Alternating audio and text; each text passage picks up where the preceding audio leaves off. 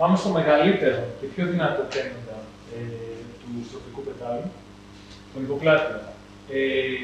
Στον υποπλάτιο συγκεκριμένα είναι πολύ συνήθις η ρήξη του υποπλατείου και πολλές φορές μπορεί και να μην διακοινώσουν. Σε εργασίες που έχουν γίνει έχουν δείξει ότι όταν πρόκειται να κάνουν μια αυτοσκόπηση για οποιονδήποτε λόγο, τουλάχιστον το 1/3 εμπεριέλευε κάποιο βαθμό ρήξη του υποπλατείου που μπορεί και να μην έχει διαγνωστεί προεκκληρετικά. Συγκεκριμένα για το τένοντα του υποπλατείου έχει μια κατάφυση η οποία το σήμα της είναι τραπεζιο και έχει 4 φασέτ. Το πιο σύνηθες είναι περίπου 2,5 ή 1,5 και το proximal είναι το μεγαλύτερο από τα φασέτ. Το F1, αυτό είναι περίπου το 30% της κατάφυσης του τένοντα και μαζί με το δεύτερο είναι περίπου το 60% της κατάφυσης του τένοντα. Οι ρήξεις του υποπλατείου συμβαίνουν συχνότερα στην εγγύηση του υδάτου, στο F1, στο πιο πρόξιμο. Και ξέρουμε από τη φυσιολογία ότι τα 2 πρώτα φασέτ είναι αυτά που είναι κυρίως απενόντια, ενώ το 3 και το 4 είναι κυρίως μυϊκά. Τώρα, όσον αφορά την κλινική εξέταση. Η κλινική εξέταση δυστυχώς δεν είναι unreliable. Δηλαδή, ενώ έχει πολύ μεγάλη ειδικότητα, δηλαδή όταν είναι θετικά τα τεστ σου, ξέρεις ότι έχεις ρίξει, πολλές φορές μπορεί να έχεις ρίξει και τα τεστ σου να είναι αρνητικά. Το Berry-Hack φαίνεται να είναι το καλύτερο από τα 3. Το ξέρουμε, είναι το Berry-Hack, το Belly-Test και το Lift-Off. Το Berry-Hack φαίνεται να είναι το καλύτερο από τα 3, αλλά και πάλι η ευαισθησία του φτάνει στο 60%. Όχι παραπάνω.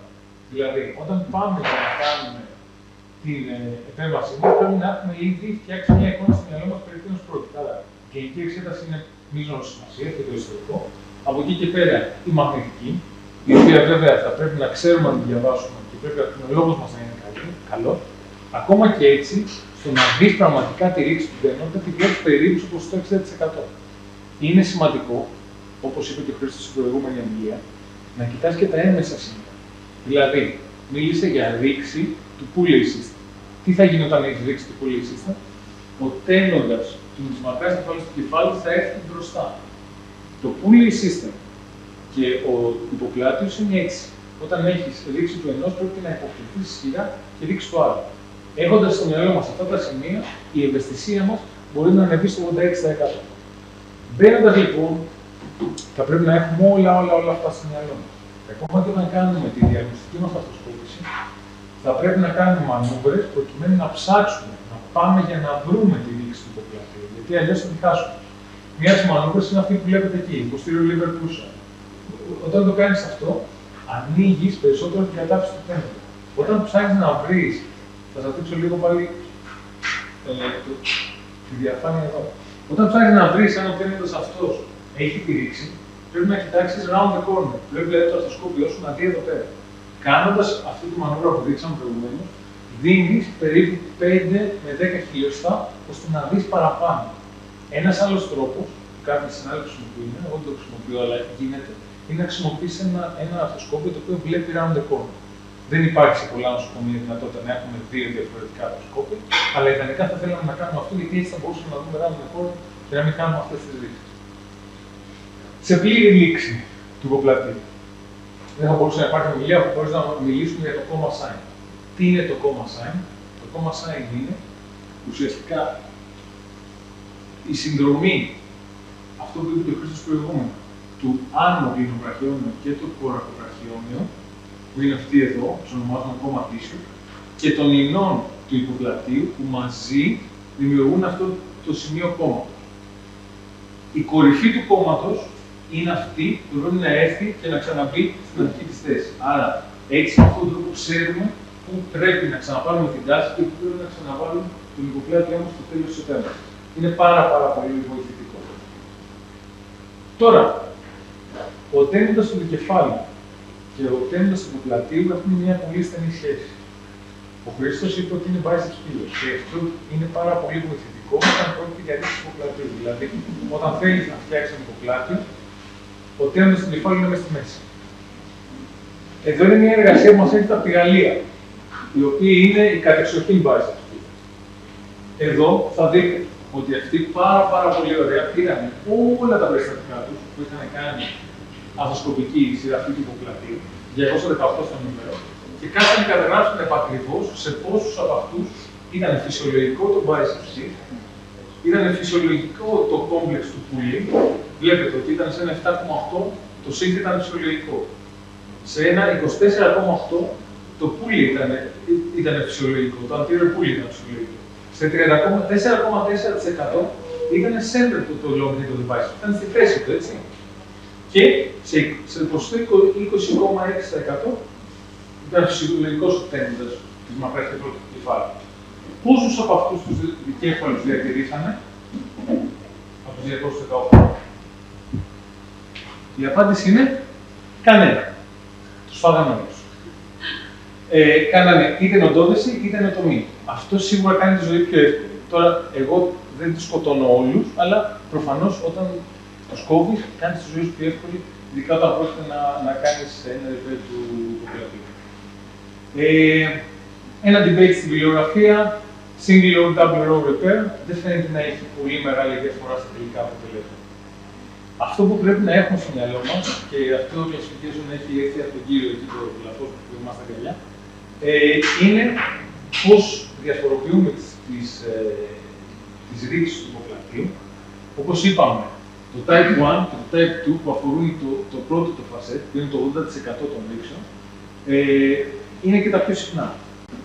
Σε αυτούς, τεχνικά, είναι θεωρητικά εύκολο και εφόσον κάνεις τη κόψη στον αντικέφαλο, να μπορέσεις να δεις και με ένα posterior viewing portal και μία άγγεια να μπορέσεις να κάνεις το repair.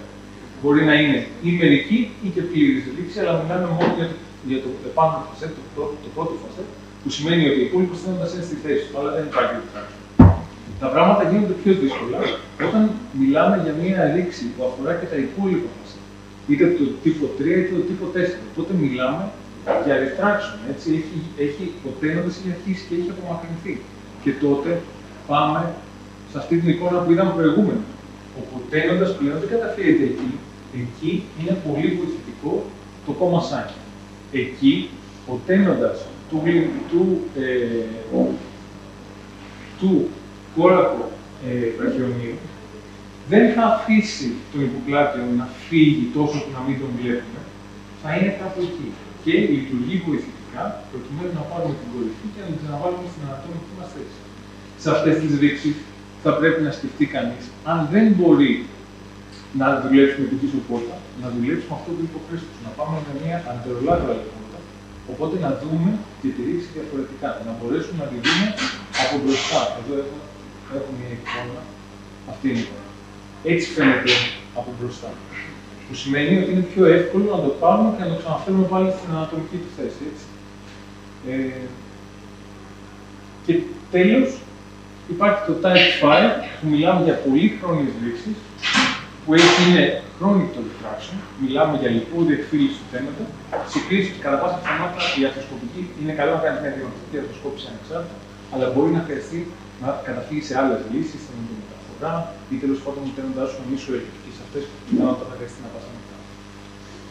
Τώρα, όσον αφορά τα tips που προκύπτουν από τα προηγούμενα, tip νούμερο 1, να έχετε strong suspicion, να σκέφτεστε ότι υπάρχει ρήξη του υποπλατείου, να πάμε να τη δούμε, είτε κλινικά, είτε με την MRI μας, είτε με τη διαγνωστική αρθροσκόπηση και όλα αυτά τα tips που αναφέραμε προηγουμένως. Tip νούμερο 2, ο κορακοβραχιόνιος σύνδεσμος είναι αυτός που δεν θα αφήσει τον υποπλάτειο να φύγει τελείως, αλλά πολύ πιθανό να χρειαστεί κατά τη διάρκεια της σειραφής μας ή να του κάνουμε ένα release αφού κάνουμε μια επιτυχημένη σειραφή, γιατί όντως μπορεί να κάνει κάποιο restriction της εξωστροφής του ώμου. Tip νούμερο 3, σκεφτείτε να κόψετε το τένοντα του κεφάλου, γιατί θα κάνει τη ζωή σας πιο εύκολη όσον αφορά τη σειραφή του τένοντα. Tip νούμερο 4, όταν πρόκειται για μια μεγάλη ρήξη, η οποία είναι τελείως retracted, σκεφτείτε να αλλάξετε το viewing portal και να πάτε σε ένα anterolateral portal που θα κάνει και πάλι τη ζωή σας πιο εύκολη. Και tip νούμερο 5, pick your winners.